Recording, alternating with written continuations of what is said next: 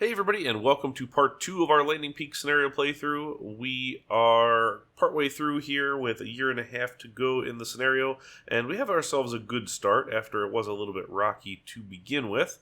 But we are nearly at the goal, and it's probably not too much more than, say, a couple of coasters here to finish. So let's do that. And we're going to start with a suspended coaster.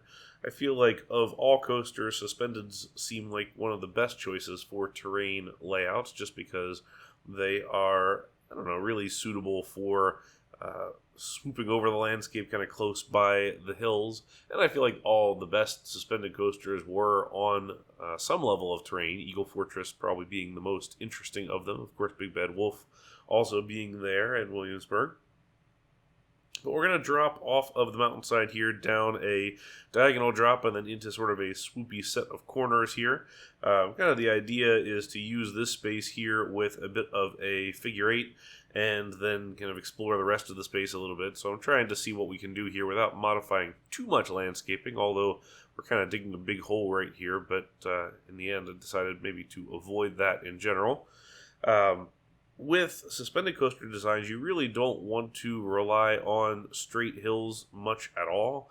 You have your first drop, which doesn't need to be straight by any means, but then after that, really the entire ride is about the swinging. So you should really be alternating your corners and kind of going your left to rights and using those diagonals to really help kind of build in some flow to the ride. Because the cars on this thing are so gigantic, the whole train really, you kind of need a giant station and you need a big space for a brake run afterwards, especially if you're trying to do it realistically. So we have a lot of space there. We have a straight brake run behind it, which I think is fine. Now that we've kind of gotten our first little figure eight element there, dip underneath of the station and the lift hill there and cut through a little bit of a tunnel. And then I figure we've got this other coaster here that we can maybe do a little bit of interaction with. Granted, it does involve pulling away a fair bit of this hillside here, but that's not totally out of the question, just to give it a little bit of space to work with. But we can kind of chop that up, and once we put it back together, it'll look pretty good in the end. But we've got this a little lake here in the middle, and I figure it's kind of neat to have each one of these rides kind of touch that lake. There was always sort of a thing with Busch Gardens Williamsburg where all of the coasters that were safe had always touched the Rhine River in some sense. Now that ended when Big Bad Wolf was taken out, but it was sort of an interesting, fun little tidbit there that all the coasters that had lasted for any kind of time had always touched the water. So I figure, why not? We have that little bit of space there in the middle, and also kind of forces some interaction in there. So now that we can lower our station and our brake run just a little bit to connect up in the end, that helps us get a finalized layout here. So sort of a two-parter layout almost, where we have this first bit, which is sort of self-interacting with itself with the figure eight there, and then the second half, which interacts with some of the other rides and is a little more spread out. I don't think it's too varied between the two spaces, so I think we're generally fine. But we'll build in a little plaza here, also trying to keep that support on the looping coaster still visible, so we're going to loop around it with the path. We'll build in a little bit of our queue right here, finish restoring that mountain, and then we are good to go to connect it up. The nice thing about putting this ride where it is that now we're basically forced to connect up this section of path with the rest of the park. So we have our two sections here, and this area up by the station for the looping coaster was effectively a dead end for quite a long time, and it makes a lot of sense to connect this over to the other side of the park. So now we have, for the first time, at least once we connect it up here, we'll have a loop around the whole darn thing. So not that we've really been getting guests saying that they're lost, but it is going to help with peep wayfinding in general, get them to the rides faster, and it's just a better way to do it at the end. So we'll replace that section with brakes. I usually don't put in the brakes until the very end, only because as soon as you drop a block brake in there, you can't use the ghost train for testing. So we just leave that off initially and build it in. None of these scenario coasters are really often having a mid-course block break, so it really doesn't matter at this stage. All right, so now we got to connect up through to this one here, and we're going to do a little bit of land modification to get there and kind of smooth this area out a little bit, activate this corner of the junior coaster, which I feel like is kind of nice to add a little bit of kind of guest viewing for that one. I kind of like to picture myself walking through some of these pathways sometimes and thinking, where can I take a picture of this coaster, for example? And I feel like that little bench right there would be kind of a neat spot to go sit and watch the coaster for a little bit and kind of do coaster nerd stuff like that. We'll do a little bit of modification to the landscape here just to smooth it out a little bit, make it feel slightly more natural. Change our costs here for the ride so we can continue to make money. We are now past that threshold of actually making money in a way that is just fine and getting us more than we need, so we can now build coasters without having to worry about that. So really that was 2 coasters in the end, the looping coaster and the junior. Once we got through those, we were in a much better shape. So we've got our couple of rides here, and we can get on to another coaster, but first I feel like it might be useful to do a little bit of cleanup here, just because we kind of destroyed this whole area. And what better thing to also stick in here is maybe a car ride, because we haven't done one of those yet. I wasn't sure if we'd be able to get one into this park just because of the nature of the landscaping, and I always tend to struggle with putting car rides on stilts the entire way around, so having them kind of up off of the ground. I feel like car rides in general are kind of meant to be on the ground, so when you don't have flat surfaces to work with, it becomes a little bit harder. Not that we have a ton of flat surface to work with here, but I feel like we don't need a terribly long car ride to make it interesting enough. So trying to kind of find a place that we can not only stick it in here, but also make sure we have space for a queue and for an exit path, which always is a bit of a challenge. But we can stick something underneath here, so the clearances are just enough to fit it in there. Not that the landscape is there, so we're going to have to play around with that a little bit. We did change to the airplane cars on here, which is a little bit different because the airplane cars were on the Vekoma at Babbejaanland in Belgium. That was the one instance of the airplane cars on a suspended coaster. This is an Arrow suspended coaster, so we'll just kind of assume that as a custom train, for example. And Arrow was very adept at doing those. The original trains for Vampire Chessington were absolutely gorgeous.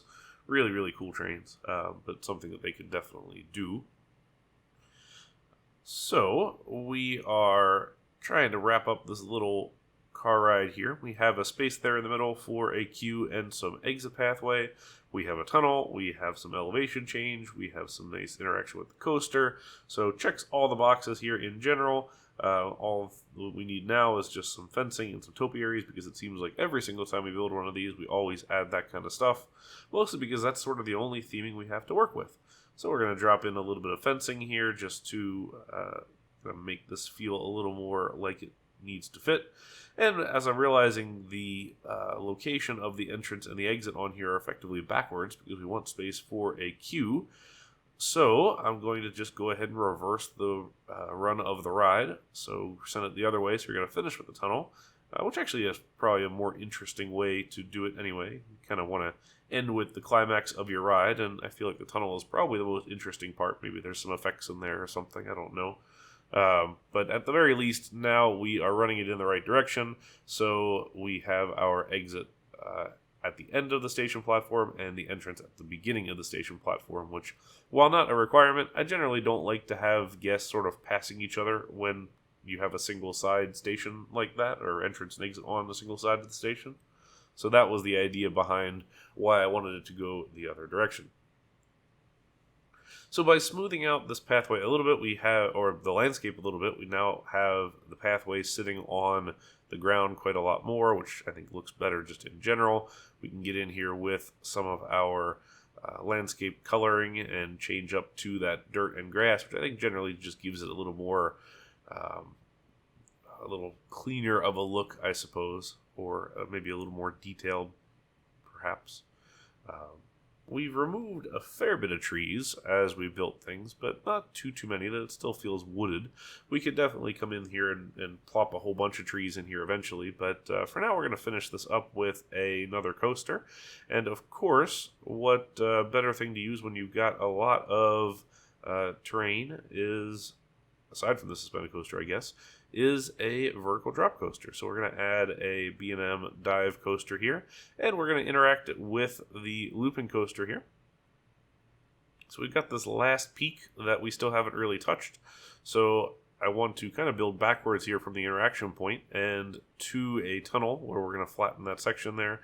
Obviously, these coasters always do well when you have a tunnel with them. Not that you necessarily have to. There's plenty of dive coasters out there that don't have tunnels. However, I always think it's kind of neat to dive into kind of that small space. It really it kind of helps encourage the idea that it's smaller than your train is, so it kind of has that sort of near miss type moment in there. So Oblivion is always the classic for that one, with their big tunnel there and the surprisingly steep or deep tunnel that drops into. However, I also think G5 in Taiwan is fairly interesting, purely because that tunnel is so much further down on the drop that it just looks so much smaller from the very top of the hold break. So we're kind of going to go with that idea there, where we're almost pulling out of the drop already, but the tunnel is way down there. So I kind of feel like that would be a cool near miss type element. Now the layout we can't do a lot with, just because we simply don't have elements to work with in the base game ride. We have the vertical loop, which is a small one, so really not something that we're going to mess with. And then other than that, we just have corners. So we're effectively doing a single element type ride with a vertical drop and then some kind of set of turns to get back to the station. And this is all we're going to do. So just down, up, and around. So basically it's Oblivion with a slightly different layout. And I think that's fine. Doesn't need to be anything more than that. The one challenge we run into right now with this guy is that the station and the entrance and exit are kind of way off the ground, which I don't love. So we're going to have to play around with that a little bit just to make it look a little bit nicer. So we changed some colors here. I kind of thought it would be interesting to have these sort of kind of bright primary colors and then orange for this one. Just helps stand out on the hillside a little bit. So you can see we're trying to bring down the queue to some kind of a place that works.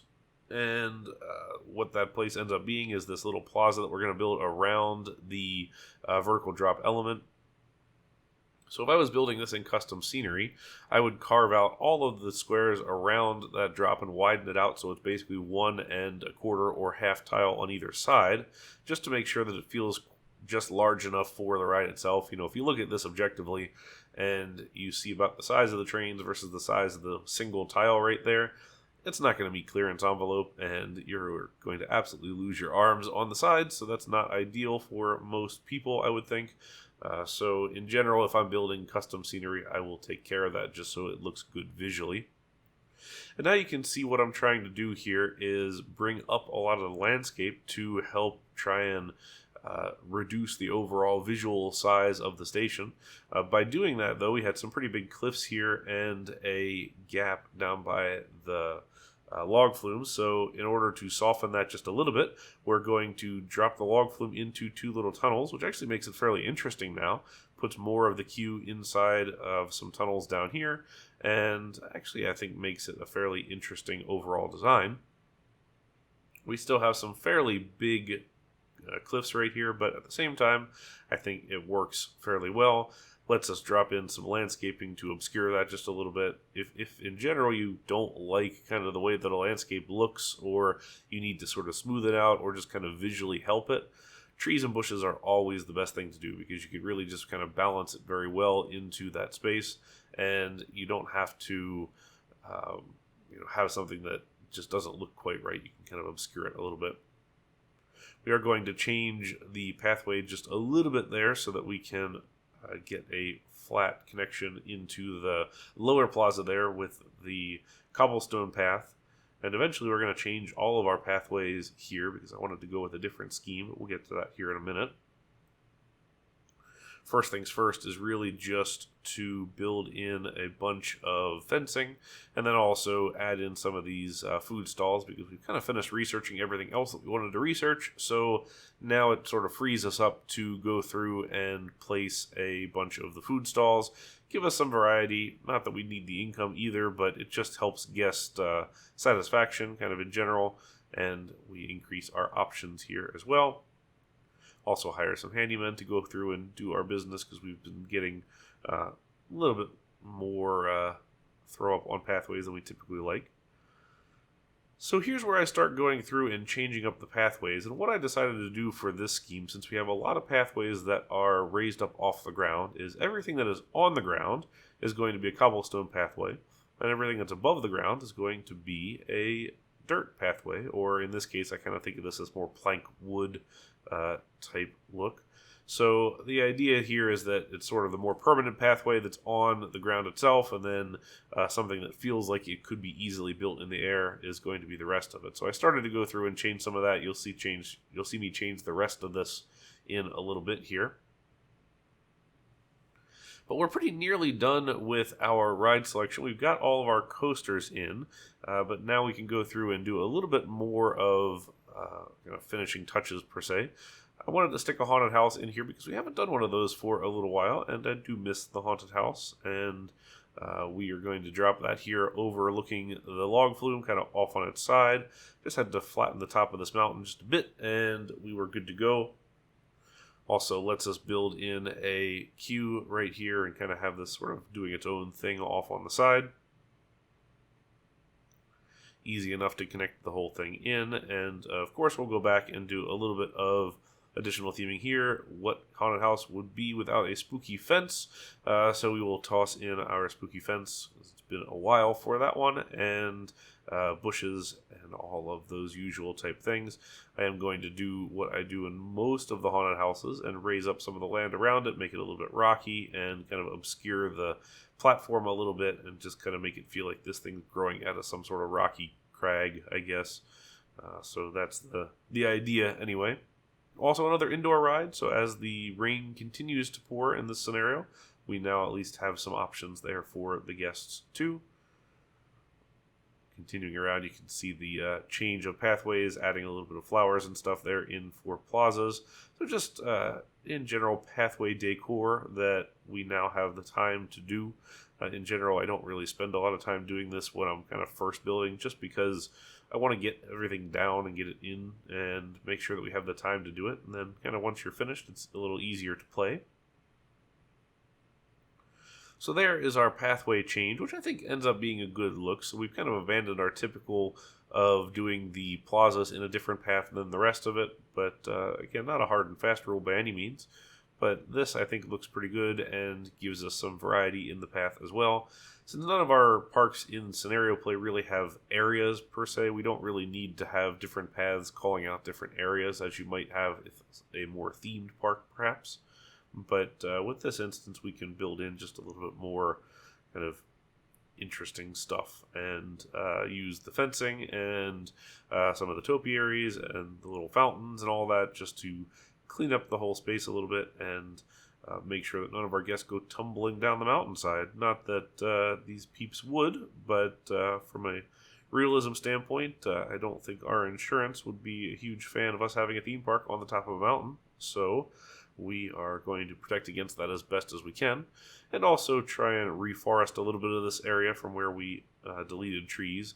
And some of that just comes from the simple fact that trying to figure out layouts, we went in a couple of different ways, often deleted trees that never ended up coming back. So it was just a little bit easier to leave those and then come back a little later and build in. So we kind of finish with all those different fencing elements here and just try and get everything cleaned up and just looking better. We're also noticing that no one is getting into the line for that sky ride there, but why not make it free? We have enough money, don't need that any longer, and we can also shorten up this queue just a bit so it doesn't overhang the looping coaster any longer, and that just helps in general. Also trying to put a little bit of a ride restricted area there where the ride is close enough to the ground. In general, for my realism thoughts, anything closer than say 12 feet above the ground, that's going to have a fence around it. So granted, we don't really have that as detailed here in the game, but that's just something to think about as you go through. But I think we're pretty happy with the overall look of how this all turned out. I'm pleased with our 4 coasters here. Even if it was a little bit of a rockier start, I think it worked out fairly well. And in the end, it doesn't look too out of place sitting on a fairly unique surface. Again, it preps us a little bit for Rainbow Valley, where we have a lot of unsuitable terrain, but also we can't change that terrain. But you guys will see that here in another 2 videos. But we're going to throw in a last ride right here with the swinging inverter ship, just to add one more thrill ride over here and kind of fill this other area. But that is going to do it. Here's our win right there. So why don't we take a jump over to the real-time portion. We'll take a look at all of the coasters and the stats and everything, and then we can do some before and after, and we will call it a day. So let's join us on the other side.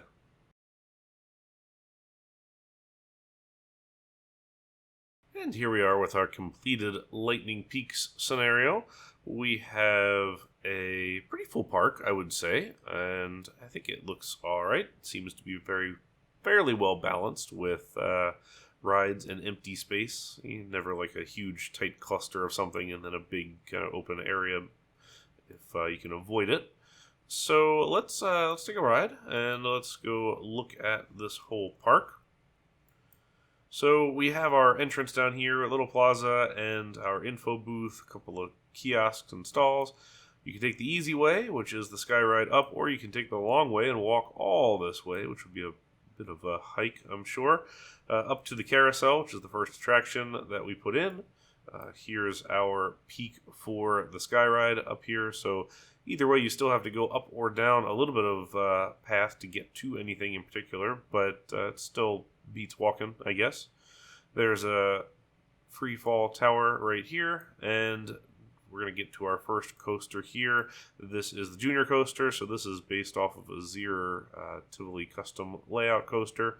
Could very well be a Vekoma custom junior as well. Either way, but based on the track style, we're going to not use our imagination today and say it's a Tivoli custom. So we'll pick up the coaster right here on the drop. Got our little dive underneath of the station right here. Turn around here, we can see there's a pretty big dive here down into the valley at the end, and a little turn through the tunnel and up into our diagonal brakes. So that is a high medium, which is about where we want to be with all of that. Over top of the first mountain peak here, we have 3 of our flat rides. We've got a scrambler, we've got a swinging ship, and then a Ferris wheel right here. I've tried to maintain each of these little markers or whatever they are for each one of the peaks here. I don't know if it's meant to be a lightning rod or what. We didn't on this one over here, but I did kind of want to keep those just for the sake of kind of thought it was neat. Over here to this side, you can see that we've taken the pathway that was originally way down here in the valley and brought it up just to kind of limit the amount of climbing that all the guests are going to be doing. They've already climbed a long way to get up here, or taken the sky ride, but I want to keep it sort of level as best as possible. Obviously, it's not going to be completely level, but at the very least, we can kind of limit the amount of up and down undulation. That's for the coasters, not for the paths. So we've got a top spin right here overlooking everything, so it's kind of set up fairly high off the ground, so you can really see this from a lot of the park, really, and it would be a neat view on the ride itself. If we spin around, we can see this plaza sort of feeds the top spin here down to the log flume, which is doing great. Wow, that's a lot of guests in the log flume queue. That is 70 people in the queue, which is great. High, low, low for the stats on that one, so we can look at that real quick. We've got a little bit of a tunnel here initially. A climb up into 2 and 3 more tunnels here that we created because of the station for the vertical drop coaster, followed by this little double down drop. Not a huge drop, but still kind of fun. And then a little return kind of windy route here through over to a final tunnel and the station. So pretty happy with that. Got our retention pond there as well, which works nicely. So now our vertical drop coaster here, which we pick up just as it's going through, fairly quick layout, but nothing out of the ordinary there. This is a high medium as well. We're running the 3 trains. Really, it's not doing a whole lot to run the 3 trains, to be honest, but 2 would be just fine, most likely. But in general, we're all right. Ideally, I'd change this a little bit so that we could not stop this thing on the lift hill. I hate when that happens, but just changing up the bit of the operational timing would help that. So we'll spin around and pick up the other station for the sky ride on this side. The haunted house that's off on its own here, our spooky fence, of course. And we'll climb up to the third of the 3 initial peaks. There's our observation tower, which is one of the first things that we put in. And then our first coaster that we built, which is the looping coaster here based on Cliffhanger, or what was Red Devil, a ghost town in the sky. So we've got a kind of nice long train, which is kind of nice to give us some good capacity here. I do think, as I've looked at this a little more, it feels more like a Schwarzkopf than a Hopkins coaster, but in general, I think it still works okay in either sense. But either way, the ride looks good. It's got big capacity, like I said, and it has a high medium as well, which kind of where we tend to land on most all of our coasters, which seems about right. So nothing too out of the ordinary. Nice lift till there at the end, and it's done well to kind of propel us through the scenario, making us the right amount of money. Last ride we put in here was the swinging inverter ship. Didn't really need it, but at the same time it helps give this plaza something else to build from. Also realized I never changed this pathway here to our standard, which was cobblestone for the spaces on the ground, and the dirt, which I'm kind of envisioning as wood slats for everything that's raised up. So our final area here, which connects kind of the 2 peaks and the original path layout, is the plaza down here with our suspended coaster, which we can pick up here. This is called Air Race, as was suggested in the Twitch chat. So we are using the Vekoma Flying Turns airplane cars, although this is an aero coaster. Nice drop off the mountainside here, gives us some initial speed to go through all of these curves. Not a super fast ride, but it's enough to kind of keep it going. We've got some nice, more dynamic turns here at the end with those kind of dives into and out of that tunnel. One more drop down here by the lake, and a final tunnel into the brake run here. So if we look at this one, this is a high, which is fairly common for suspended coasters in this game just because of the swinging. Kind of funny because I would not necessarily consider these super intense rides in real life, but they definitely seem to be skewed that way in the game and are also fairly expensive. Lastly, we've got our little car ride right in here that goes through this tunnel and kind of interacts with these coasters. So good look overall. I think it fits in there very nicely. I wasn't expecting to get a car ride in here, to be honest. Maybe we need to charge less because nobody's super interested in riding it, but that's all right. I'm guessing maybe we got a stat penalty for length, which it looks like we did. That's all right. It's just there for the looks more than anything. So that is our scenario. We did pretty well. If I turn on the toolbar, we got 1,177 guests at this point, which is well more than our 900 as required. Again, not that we're trying to smash any of these goals. We really just want to beat the goal while making a nice looking park, which is, I think, what we did. So hope you guys enjoyed it. Feel free to leave a comment if so, and let me know what other scenarios coming up you're looking forward to. We're going to jump over to our before and after here, but if you are interested in following along more, the links are below for our Twitch streams where we do all of this live, our Discord channel where we talk coasters and all sorts of other stuff, and of course check out all the other YouTube videos as well. So until next time, and as always, thank you very much for watching, and we'll see you in the next one. Bye now.